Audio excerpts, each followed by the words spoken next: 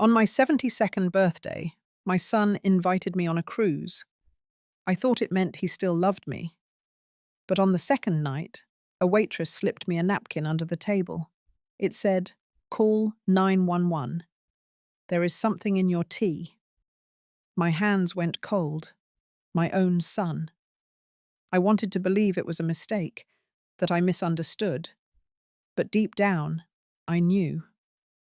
So what do you do when the person you gave life to decides yours has no value left? On the morning of my 72nd birthday, I found a small envelope under my door. No card, no handwriting, just a printed note that said, "Pack warm. Boat leaves Friday at 10 a.m. It was from Darren. I hadn't heard from my son in almost 4 years. Not a phone call, not a holiday message, not even when my blood pressure landed me in the ER last winter. So when I saw that note, I didn't know whether to feel joy or dread. I sat at my kitchen table for a long while, just staring at it. The coffee had gone cold. The toast was untouched. All I could think was, why now? But maybe, just maybe, he had changed. 2 days later, I stood on the pier in Annapolis, clutching a scarf and trying not to overthink. The cruise ship Darren booked looked modest, not the flashy kind. A local line, cozy, a few families boarding. And there he was, my son, waiting with that old smile I hadn't seen since his wedding. Liana stood beside him, polished and poised. She gave me a half hug, the kind you give to someone you're being polite to. The room they had prepared for me was surprisingly lovely. Soft blankets, a framed photo of us from a long time ago, even a small bookshelf with my favorite titles. It felt thought out, as if someone had asked about me, remembered what I loved. That night at dinner, they sat on either side of me. Liana poured me a cup of chamomile tea before I could reach for water. Darren cut my salmon for me like I was fragile. It was sweet, but strange. I wasn't used to being tended to, and certainly not by them. They asked about my bookstore, the monthly readings I still hosted for the senior group, even the volunteer nights I did at the literacy centre. They were listening, or at least pretending well. Darren even laughed at my joke about our town's mayor getting caught reading romance novels in the non-fiction aisle. Later, as I looked out over the water from my cabin, I felt something I hadn't felt in years. Maybe peace, maybe hope. I knew better than to trust too quickly, but still, it felt like Darren was trying. I wanted to believe this trip meant something. But for those of you who've lived long enough, you know what I mean when I say that sometimes silence has an edge, the kind that doesn't make noise, but slices through the air anyway. I couldn't name it that night, but something inside me stayed alert. And sometimes it's the calmest moments that come right before the storm. Let me take you back to the second night. That was when the tea turned bitter. That was when everything started to unravel. And that was when I learned this birthday trip wasn't about me at all. Not really. The morning air on the second day was crisp, and the water outside my cabin window looked like glass. I woke up earlier than usual, not because I was excited, but because my body felt oddly heavy. There was a strange tightness in my chest, and my hands tingled when I tried to grip the edge of the sink. I blamed it on the sea air and age. A little stretching, I told myself. Maybe I had slept wrong. Breakfast was served in the smaller dining room, fewer people, more intimate. Darren wasn't there, but Liana greeted me with a bright smile and guided me to a table by the window. She handed me a steaming mug, said it was a blend she picked up in Charleston. Good for stress, smelled faintly of mint and something earthy. I took a few polite sips. After just half a cup, my head felt cloudy. Not spinning, not quite dizzy, just fogged, like someone had turned the dimmer switch on my brain. I blinked a few times and focused on Liana, who was talking about how cruises helped people reconnect. She smiled a lot, used my first name more than usual, said things like, "You deserve to be pampered. You've given your whole life to others." Her words landed soft, but something about them felt rehearsed. She asked about my medications, wanted to know if I still took the little blue pills for my blood pressure. I nodded slowly, pretending not to notice the way her eyes flicked toward her phone as she typed something. Later that afternoon, we all went up to the top deck. The breeze helped clear my head, but the fatigue clung to me like wet wool. I leaned on the railing and watched the coastline drift. Darren handed me a glass of lemonade. It tasted slightly off. Not bad, just not right. I set it down and said I'd rather have water. Liana quickly jumped in, offering me a chilled bottle from her tote bag.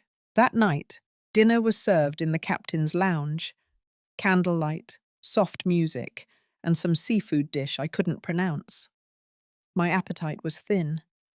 I picked at the food while Darren recounted stories from his new business venture, something about crypto software. I nodded along, though most of it flew over me. When dessert came, Liana reached for the teapot again. "A different blend," she said. "Lavender and chamomile. Helps with digestion." I let her pour it, watched her stir in a splash of honey, then slide the cup toward me like it was something sacred. Her tone never changed, but her eyes never left the cup. I held it for a moment. The ceramic was warm against my fingers. I brought it close, pretended to take a sip, then set it down. She smiled. Back in my room, the cloudiness returned, worse this time. I sat on the edge of the bed, heart fluttering like a weak moth against a window. My stomach cramped once, then again. I lay down and closed my eyes, trying to breathe through it. It passed after a while, but a low hum of unease stayed behind. I stood and walked to the mirror. My face looked pale. Not sick, exactly, but not quite me. I noticed a small tremor in my right hand as I brushed a strand of hair back. I didn't remember shaking before this trip. The wind picked up outside. The curtains swayed, and somewhere down the corridor, a door clicked shut. That night, I barely slept. My mind wandered in and out of strange half-dreams. All the while, a quiet question lingered in the back of my mind, refusing to settle. By sunrise, I knew something was wrong, but I also knew I had to keep pretending it wasn't.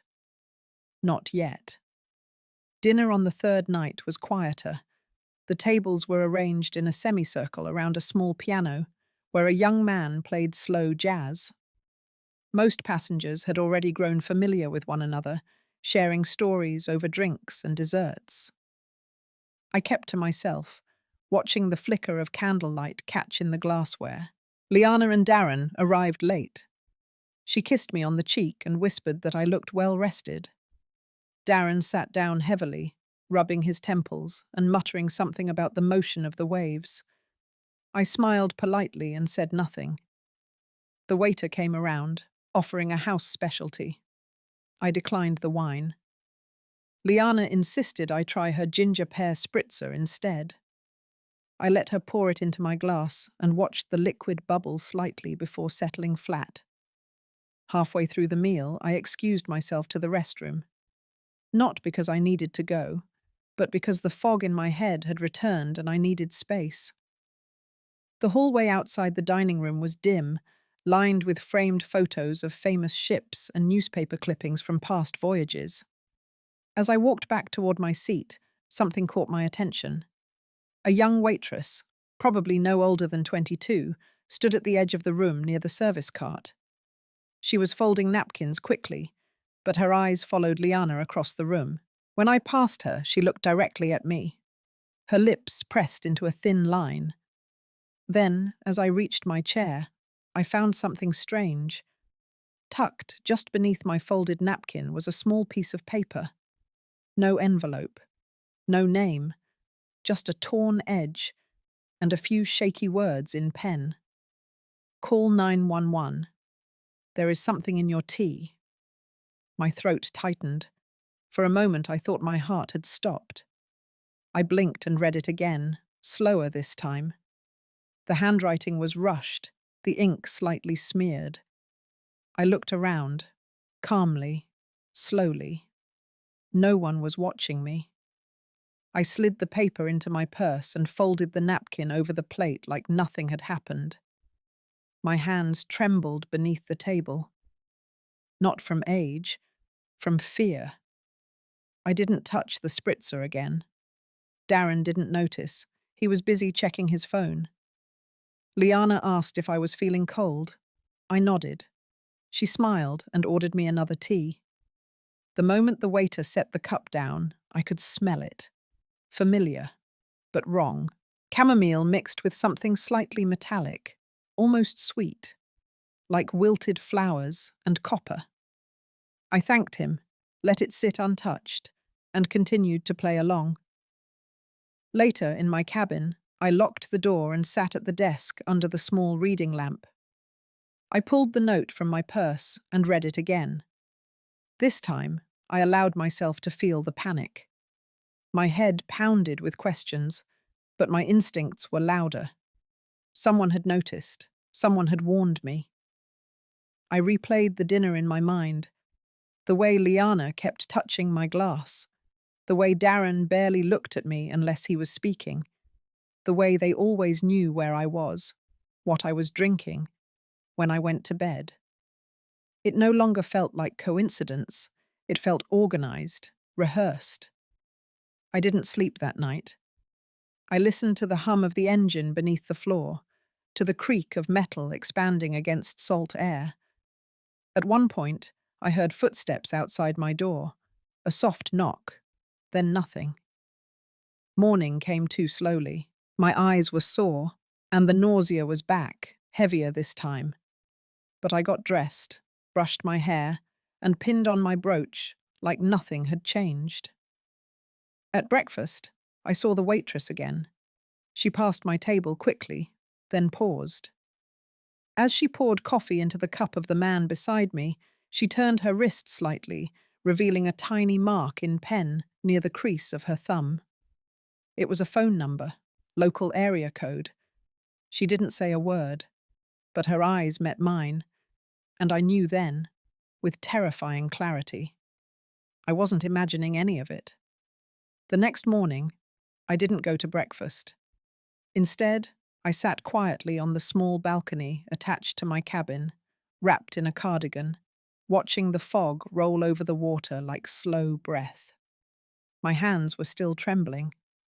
The note from the night before rested on the table beside me, folded once, but already worn at the edges from how many times I had opened and closed it. I hadn't slept. Not really. My eyes had shut for minutes at a time, but my body refused rest. I kept listening for footsteps, for doors, for any shift in the hallway outside. But it was the silence that did more damage. The quiet made my thoughts louder. I kept replaying the moments from the dining room, from earlier that week. Every smile from Liana, every glass of tea she poured, every time Darren offered to walk me back to my room. I had ignored too many things, and now I couldn't afford to ignore anything else. Just before 10, I left my cabin and made my way slowly toward the mid-deck cafe. I didn't want to go back to the formal dining room, too exposed, too watched. The cafe was smaller, self-serve, with passengers mostly keeping to themselves. I grabbed a cup of black coffee and sat in the far corner, facing the door. It didn't take long. The same waitress from the night before walked in with a tray of pastries. She glanced toward the seating area, saw me, then made her way to the table closest to mine. She adjusted a napkin, cleared a few crumbs, then leaned slightly in my direction. She spoke low and fast. I only caught part of it. She said she was in school for pharmacology. that she'd seen my daughter-in-law adding something to my cup 2 nights in a row. She hadn't meant to get involved, but what she saw last night had made her feel sick. Then she slipped another note under my saucer and walked away. I didn't open it until I returned to my room. The message was short. A name, digoxin. A warning, it could mimic natural heart failure symptoms in older adults. And a suggestion, get your blood tested. Soon. I sat down slowly on the edge of the bed and stared at the name. Digoxin. I didn't know the drug well, but I knew enough. I remembered hearing about it years ago when one of my book club ladies had a grandson overdose on cardiac medication. It had been tragic, subtle, silent, like this. The door clicked behind me. My heart jumped. It was Darren. He smiled, too casually, said he hadn't seen me at breakfast, asked if I was feeling okay. I nodded, keeping my face steady. He commented on the breeze, the view, the food. Small talk, too much of it. I nodded along, pretending. Then he said something that made my chest tighten. He said he and Liana had been looking into new care options for me, that maybe it was time to stop running the bookstore, that a condo in Sarasota was quieter, easier, just a few hours from their place. I looked at him, not reacting. He continued, said they had already toured one on my behalf. He smiled again, wider this time, told me not to worry. They'd help handle the paperwork. I thanked him, said I'd think about it, but inside I was trembling. When he left, I locked the door and slid the chair beneath the knob, a ridiculous move on a ship full of cameras and keys, but it gave me something to do, something to control. I sat back at the desk and took out my notebook. I began to write down everything. Each meal, each symptom, each strange moment since the trip began. I dated it, timed it, marked who was present. It felt strange but necessary, like if I could see it all on paper, I could stay one step ahead. Because now I knew the truth. But they didn't know I knew, and that gave me time. Time to pretend, time to prepare, time to survive. That afternoon I walked the deck alone, keeping close to the railing and out of view. I didn't speak to anyone. I didn't want to. The ocean stretched wide and flat, but I felt boxed in. There was nowhere to go on a ship, no corner where eyes didn't follow. Still, I kept walking. I needed air, and I needed space to think. Every few minutes, I felt the urge to check my pulse. My heart had settled into a strange rhythm, not painful, just inconsistent, like it couldn't decide whether to rest or run. I told myself to stay calm. Panic would only make it worse. When I returned to my cabin, there was an envelope slid under the door. It was unmarked. Inside was a folded note, same handwriting as before. No message this time, just a number. A burner phone. Room 212. A time. Midnight. I didn't know who was behind it, but something told me I had to show up. All day, I moved slowly and watched everything. At lunch, Darren brought me soup, unprompted. He made a joke about how they were testing out cruise food for their retirement someday. Liana laughed too quickly, then leaned in and wiped a napkin across my mouth like I was a child. I smiled, said thank you, and never touched the soup. I excused myself before dessert and left early. Back in my room, I double-checked the deadbolt, then sat down at the desk. I opened my notebook again and kept writing. I drew a timeline, labeled every meal, every drink. When I first started feeling symptoms, when the waitress first looked at me like she knew something I didn't write in full sentences anymore, just fragments. Words like minty, heavy, sweet but wrong, eyes, wrist, digoxin, spritzer. I rested for a few hours, or tried to. I lay on top of the bed, fully dressed, heart pacing, ears tuned to every sound in the hallway. At 11:30, I put on a coat, slipped the note in my pocket, and left without a sound. The hallway was quiet, but the ship creaked and sighed with motion. I walked slowly, not rushing. When I reached room 212, I knocked twice, paused, then once more. The door cracked open. Inside, it was dim. The only light came from a small desk lamp. The person who opened the door was the waitress. Her name tag said Maris. She didn't speak at first, just nodded and motioned for me to sit. Then she handed me a manila envelope. Inside were 3 photos. The first was of Liana, leaning over the dining table, pouring tea from a small brown bottle into a cup.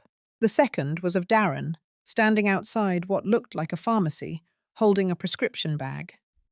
The third was a shot of my cabin door, with a timestamp and the faint outline of someone slipping something beneath it. Maris said she had a friend in security, that she had seen too much to stay quiet. She wasn't supposed to have access to these stills, but she believed I was in danger. She said she had already sent digital copies to someone she trusted, in case anything happened to either of us. I didn't cry. I didn't shake. I just sat there and stared at the images. Pieces of a truth I already suspected, now solid on glossy paper. I thanked her. She pressed a small voice recorder into my hand and told me to keep it hidden. She said if I ever needed to record a conversation, it might be safer than trying to make a call. Then she walked me back to the hallway and disappeared into a service door without another word. When I returned to my room, I felt strangely calm, like the storm had passed. But deep down, I knew better. The real storm was just beginning, and I needed to be ready. The next day began with sun, calm waters, and the sound of clinking silverware from the breakfast deck below. From my window, it looked like any other beautiful morning. But my mind was somewhere else entirely. I didn't touch the breakfast tray they delivered. I made a note of the time it arrived and what was on it. Scrambled eggs, melon slices, a croissant, and a small glass of orange juice. I sniffed everything but tasted nothing.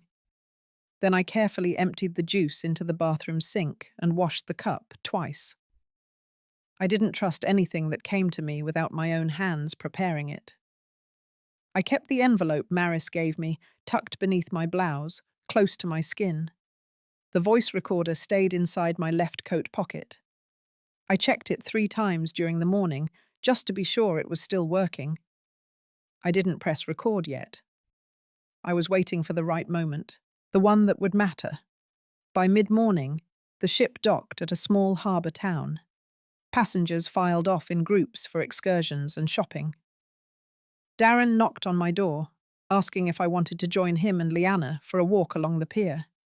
I said I was feeling tired. He offered to bring something back for me. I smiled and said maybe just a scarf or a book. After he left, I gave it 10 minutes. Then I stepped out of my room, took the side stairwell, and made my way to the lower crew deck. Maris had written a code on the inside flap of the last note, a service panel near the laundry chute. Behind it, a small locked cabinet. Inside, a prepaid phone and a folded sheet of paper. The note was simple. A name, a phone number, a lawyer. I went back upstairs and waited. The silence in the cabin felt too clean, too expectant. I pulled out my notebook again and jotted down everything I had learned so far. I added questions, too. Why now? Why this cruise? What were they planning next? Around 3 in the afternoon, I heard the knock. It was Liana. She came in with a smile and a little gift bag. Said she had found something lovely in town. A silk scarf, blue and cream, delicate as air. I thanked her. She placed the bag on the chair and sat across from me. Her tone was light, but her eyes were fixed. She asked how I was feeling. I said I was doing better. She nodded, crossed her legs, and leaned in a little closer. Said that she and Darren had been talking, and they both felt it might be time to start thinking long term. They wanted to help with everything: medical care, legal affairs, maybe even transferring some of the house documents in advance, just to be safe. My fingers curled tight around the edge of my sweater. I kept my face still. Then she reached into her bag and pulled out a small manila envelope. Said it was just a few forms. Nothing final. Just drafts. She didn't pressure. She just laid it on the table between us, like it was nothing more than cruise reading material. I told her I'd take a look after dinner. She smiled again, stood up, and said to rest as much as I needed. Then she walked out without another word.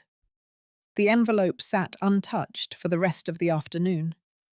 That evening, I dressed carefully, the same cardigan, the voice recorder in place. I slipped the envelope she had left me into my tote, along with my notebook and Maris's photos. If anything went wrong, I needed it all with me. At dinner, Darren greeted me with a glass of wine already poured. I accepted it with a nod and placed it directly on the tablecloth without drinking. They were watching. I could feel it. But what they didn't know was that I was finally watching back, and I had already started to record. That night, the dining room was quieter than usual. A few passengers had gotten off at the last port and hadn't returned. The rest sat scattered, their conversations soft, silverware clinking gently against porcelain. My table was set for 3. Darren sat across from me, swirling his wine. Liana arrived late, cheeks flushed, apologizing with a smile as she slid into her seat. I noticed the waiter set down the tea without asking. Not just for me, but only for me. A delicate white cup with a gold rim, a pot with a cloth-wrapped handle. Liana's hand hovered close to it, but she didn't pour. She waited. I leaned back and folded my napkin across my lap. My heart didn't race. Not anymore. There was something steadier inside me now. Not anger, not even fear. Just a clear knowing. I had already slipped the voice recorder into the side pocket of my cardigan. It was running. Darren launched into a story about their investment meeting next week. He said they might have to cut their trip short. Liana chimed in that the timing was unfortunate, but necessary. Something about an urgent opportunity they couldn't miss. I nodded, pretending to listen, though I had heard enough to understand what they were trying to lay out. They were planting the idea of an early departure, a clean exit. At one point, Liana picked up the teapot and poured for me. Her eyes didn't meet mine, but her voice was gentle, said it would help with sleep. I cupped the warm mug in my hands and held it there. I didn't drink. Instead, I asked them about the envelope, the one she had left earlier. Darren said it was just estate planning, that it would be easier to handle now than wait until things became complicated. Liana added that they didn't want to burden me with stress, that they wanted to give me peace. I told them I appreciated the thought, that I would consider it. I smiled. I was calm. The recorder was still running. Later that evening, I returned to my cabin and locked the door. I took out the envelope again and opened it fully for the first time. Inside were preliminary transfer papers, power of attorney, property documents, bank authorization forms, all unsigned, but with sticky notes marking the places I would need to initial. The language was clear enough for anyone to understand. It granted Darren control over my financial accounts. It allowed him to make medical decisions on my behalf. And it named Liana as my emergency contact for all legal correspondence. I flipped to the last page. A letter, typed, brief, and addressed to my longtime attorney back in Maryland. It read like a notification that I had chosen to begin consolidating my assets under Darren's care, that I was willingly simplifying my estate. I sat still for a long time. Then I placed everything back into the envelope and stored it beneath the lining of my suitcase. I didn't tear it up. I didn't scribble on it. I kept it, untouched, because I needed it. Just after midnight, I returned to the crew deck again. Maris met me near the service stairs. She handed me a flash drive and whispered that her friend in security had managed to copy some camera footage. It wasn't perfect, she said. A few angles were missing, but it showed enough. Liana, in the hallway, slipping something under my door.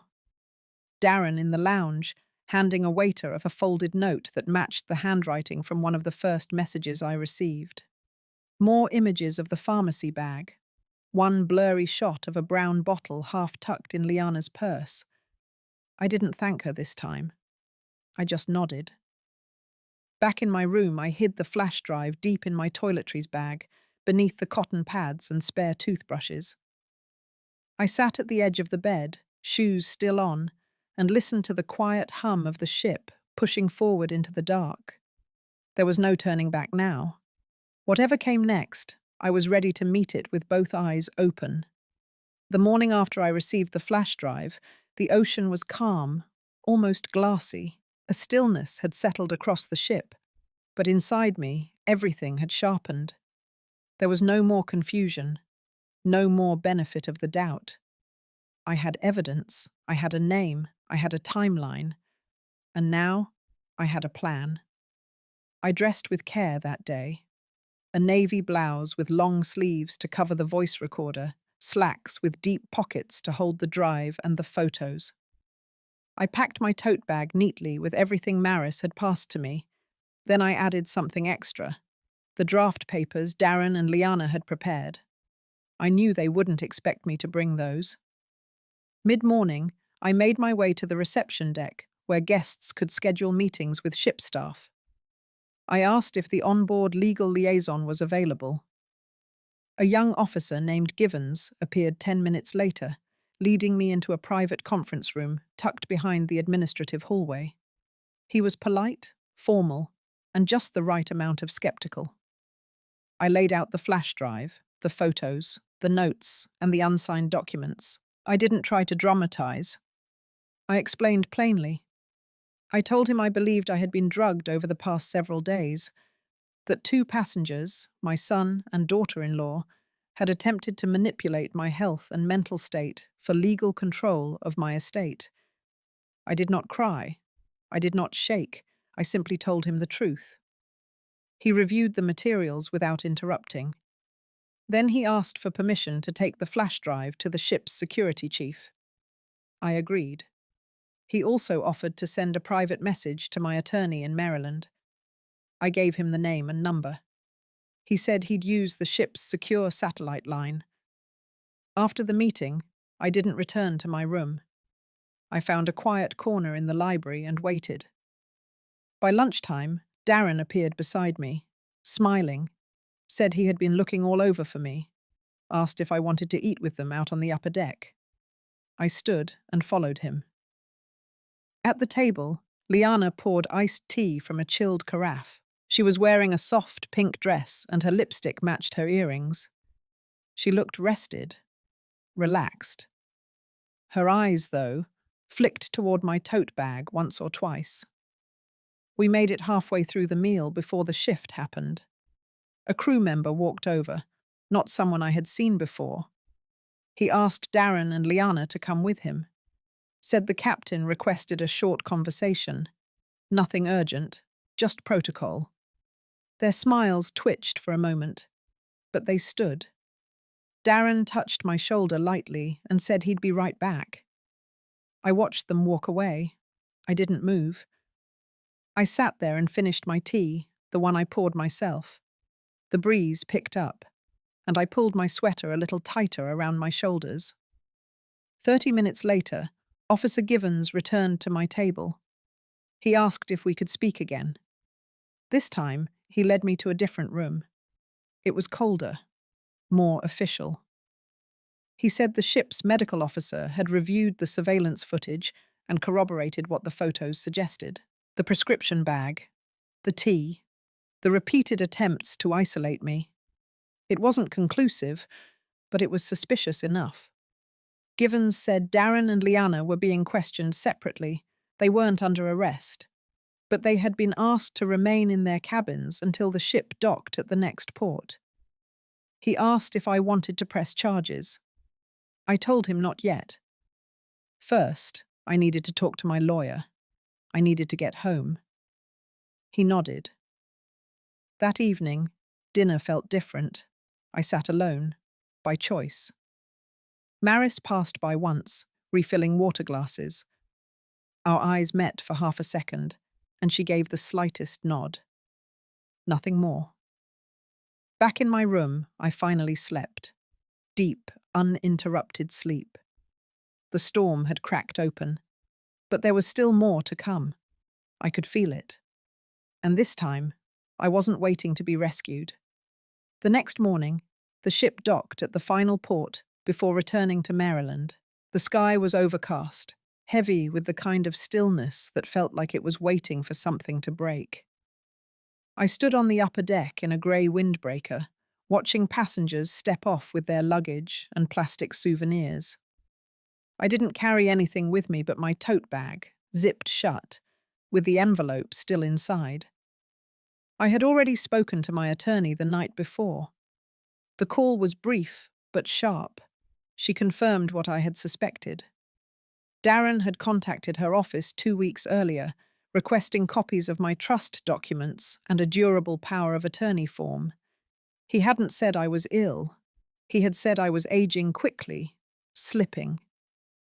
He had also asked whether the trust could be amended without my physical presence if she had his legal authority. I didn't cry when I heard that. Not then. At 10:30 sharp, I walked to the main lounge where the cruise director was holding a farewell reception. Most passengers came for mimosas and last photos. I came for something else. I had asked the captain, through Officer Givens, for 15 minutes. I told them I wanted to make a personal announcement before disembarking. Nothing dramatic, just a gesture to thank the staff and recognize someone who had shown quiet integrity. They agreed. The microphone felt too light in my hand. I stood in front of the crowd in the lounge, my palms dry, my shoulders steady. I began by thanking the staff. Then I said something about the way this journey had reminded me that people show their true nature not in grand gestures, but in how they move when they think no one is watching. I spoke slowly, not naming names, but making it clear that someone among us had chosen silence when it would have been safer. Someone had chosen truth. Then I called Maris to the front. She froze. She didn't expect it. I saw her hesitate near the espresso machine, then step forward, confused. I smiled at her and handed her a small envelope. Inside was a scholarship certificate.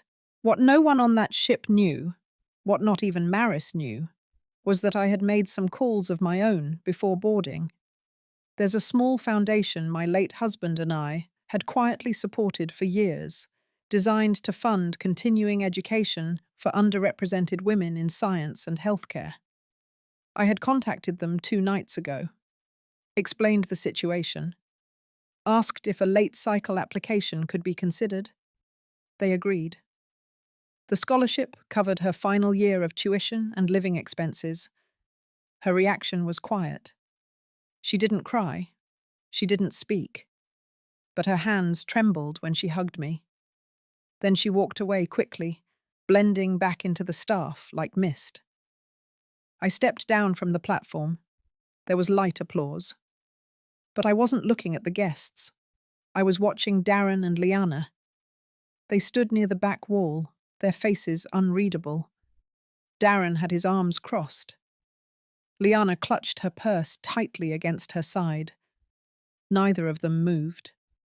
Neither of them spoke. Later that afternoon, I met with Officer Givens one final time. I gave him the original envelope, the recorded conversations, and the flash drive. I told him I had decided not to press charges, not yet, but I asked that a report be filed and forwarded to my attorney. I also gave him a copy of a letter I had written, addressed to Darren and Liana. I didn't plan to hand it to them myself. I didn't need to. My silence would speak louder. That night, I slept in a small inn overlooking the water. No motion beneath my feet, no footsteps outside my door. Just the quiet rhythm of my own breath, steady and mine. In the dark, I reached for the bedside table, pulled my notebook from my bag, and tore out every page with their names on it. I didn't burn them. I folded them into quarters and placed them in the drawer, then closed it slowly. Let them stay there. I was already somewhere else. 3 weeks after I stepped off that ship, I found myself standing inside my attorney's office again, the same office where Richard and I had first signed our wills, back when we were both still wearing matching glasses and laughing about living to 90. The sun cut across the carpet in warm squares. The smell of old leather and paper grounded me. Across the desk, my attorney, Janice, slid over a stack of updated documents, not rushed, not emotional, just careful, clean, thought through. I had asked her to start fresh. Every previous designation that named Darren or Liana was removed. Their names no longer appeared anywhere. Not on my healthcare proxy. Not on the deed to the house. Not in the charitable trust Richard and I had built for future literacy programs. The bookstore I had run for 32 years would pass into the hands of a community foundation after I was gone. They would keep it open, keep the reading nights, keep the shelves full of poetry and dust and gentle voices. I initialed every page with a steady hand. Janice offered to file a police report again, given the additional evidence she had now received from the cruise line. I told her no, not yet. But I asked her to keep it all, every photo, every audio file, every document, in secure storage. I wanted it available if ever needed. But I didn't want my life to become about chasing them. That wasn't my story anymore. After I left the office, I stopped by the bookstore. Not to work, just to sit. The new assistant manager, Cora, was already shelving the summer books and setting up flyers for a local author night. She waved from behind the counter and I waved back. I sat in the corner armchair, the one with the ripped arm that I never wanted to reupholster because the tear reminded me of Richard's clumsy reach for a dropped pen during our second tax season. A woman came in, maybe in her 50s. She browsed quietly, bought a memoir, then turned and looked at me. She said she recognized me, said she had been on that same cruise, said she remembered the way I stood during that speech in the lounge. She didn't ask questions. She just placed her hand over her heart and said she had never forgotten it. Then she left. I stayed in the chair for a while. Let the quiet settle. Let the smell of books do its work. That night, back at home, I stood in the kitchen and made a pot of mint tea. The real kind. No sweetener, no syrup, no strange aftertaste. Just steeped leaves and hot water. I sat at the table, wrapped in a quilt, and listened to the stillness of the house. It was mine again, fully. I had changed the locks the day after I returned, hired a company to install cameras around the perimeter. Nothing aggressive, just precaution. I didn't tell anyone, not even my closest neighbor. Some nights, I still woke up around 3, heart racing. I would lie there in the dark, listening to nothing. But slowly, even that began to fade. I never returned Darren's last message. A voicemail left the day after the cruise ended. His voice low, tired, saying he was sorry if things had felt confusing, that they had only wanted what was best for me, that they hoped I would understand in time. I deleted it without playing it a second time. In the back of my closet, beneath a storage bin full of winter scarves, I kept a copy of the cruise manifest, printed, marked, highlighted, with my name circled, and a short note beneath it in my own handwriting. You survived, you remembered, you rebuilt, and still, you are here. Spring came late that year, but when it finally arrived, it washed everything in soft gold. The bookstore's front windows bloomed with light. Cora had moved the poetry shelf closer to the door, and every morning the smell of ink and sun made the place feel like it was breathing. I found myself walking more, not for exercise, not for any particular goal, just to feel my feet steady against the sidewalk. Some days, I wandered past the old cafe Richard and I used to visit every Sunday morning. They had changed owners twice since then, but the striped awning remained, faded and familiar. One Thursday morning, I received a large envelope in the mail. Heavy, official. I recognized the return address. It was from Darren and Liana's attorney. Inside, there was a letter, polished, vague. They stated they intended to challenge the trust revisions I had made. They claimed undue influence, suggested I had been manipulated during the cruise, that perhaps someone had coerced me into rewriting my documents under stress. There were no accusations, just veiled implications. At the bottom was a note that their attorney recommended mediation before escalation. I didn't feel shaken. I called Janice that afternoon. She laughed, not unkindly, but with the sort of exhale that only comes from having seen too much. She told me not to worry, that we had everything in place. Documentation, testimony, the cruise files, the letter Darren himself had drafted, the one he never realized I kept. Still, I didn't sleep much that night, not because I was afraid, but because some griefs return, even after you think you've buried them. I sat at the kitchen table with my notebook open, and for the first time since returning, I began a new page. I didn't write about betrayal. I didn't list symptoms or track time. I wrote about resilience. I wrote about the moment I chose not to drink the tea. The moment I stepped into that conference room on the ship, hands steady, spine straight. The moment I saw Maris fade back into the crowd, her shoulders just a little taller. These were the things I needed to remember. Not the threats, not the documents, not the voicemail I deleted, but the choice to stand, quietly, completely. The legal proceedings didn't last long. Janice responded with a letter of her own, attached with a full cruise investigation reports, transcripts from the ship's staff, photographs, and voice recordings. She reminded their attorney that every signature in the revised estate plan had been notarized, each update done with clarity and legal integrity. 3 weeks later, a second envelope arrived. Inside was a withdrawal statement. Darren and Liana had dropped their claim. No explanation, just 2 lines typed by their lawyer and a final word: resolved. I placed the letter in a folder labeled final. I didn't add it to the fireproof safe. I didn't need to. That weekend, I hosted a small gathering at the bookstore. Nothing extravagant, just a few neighbors, some retired teachers, and Maris. She had driven in from campus, her shoulders stronger, her voice firmer. She brought me a small glass jar of loose tea leaves, organic peppermint and lemon balm. The tag said, safe and hers. We sat in the back corner, sipping tea that tasted of real citrus and comfort. And for the first time in months, I let myself exhale completely. The following autumn, the trees on my street turned a burnt orange that clung to the branches longer than usual.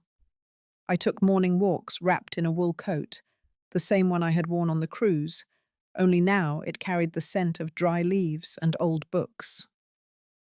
Life didn't return to how it was before. It became something else, not smaller, not quieter, just clearer. I donated half the contents of my house, kept only what held weight in my hands or meaning in my heart. I repainted the kitchen walls. I stopped setting the table for 3. I even took down the family portrait above the fireplace and replaced it with a framed quote I copied in longhand on heavy paper. It said, "I am not what was done to me. I am what I chose to do after." Cora helped me digitize the bookstore inventory. We started hosting poetry nights again, sometimes with more candles than guests. But the ones who came stayed late, and they listened. People who had never spoken much began reading aloud. Voices cracked, smiles softened. Something was being rebuilt there, slowly. Maris wrote to me once a month. Her emails were short, filled with updates about exams and late-night shifts at the hospital lab. In one of them, she told me she had changed her thesis topic. Now she was researching the long-term metabolic impact of low-dose exposure to certain cardiac medications. She ended that note with a line that said, "I never pour tea for anyone without watching their eyes." I replied, "I'm proud of you." I meant it. Darren and Liana didn't reach out again. I heard through someone at the bank that they had moved. A smaller town, quieter. I wondered once if they looked at each other differently now, if what they'd done had hardened them or broken something permanent between them. But then I folded that thought up and let it go. I had no room left for imagining lives that chose to leave mine. By winter, the rhythm of my days felt settled. I woke up without dread. I read the mail without scanning for threats. And one evening, sitting by the window, I opened my notebook again and wrote just one sentence. "You outlived the poison. Now live like you never drank it." The world didn't need to know everything I endured, but I needed to remember the woman I became in the middle of it. A woman who once sat in a dining room full of smiling faces and chose with a steady hand not to drink. That choice saved more than my life. It returned me to myself.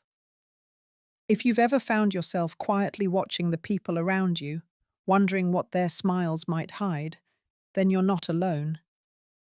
Sometimes survival isn't loud. It's one small choice at a time. If this story touched something in you, I'd love to know. Share your thoughts in the comments. And if you've ever chosen silence over chaos or walked away from something heavy, this space is for you too. You're seen here. Seen.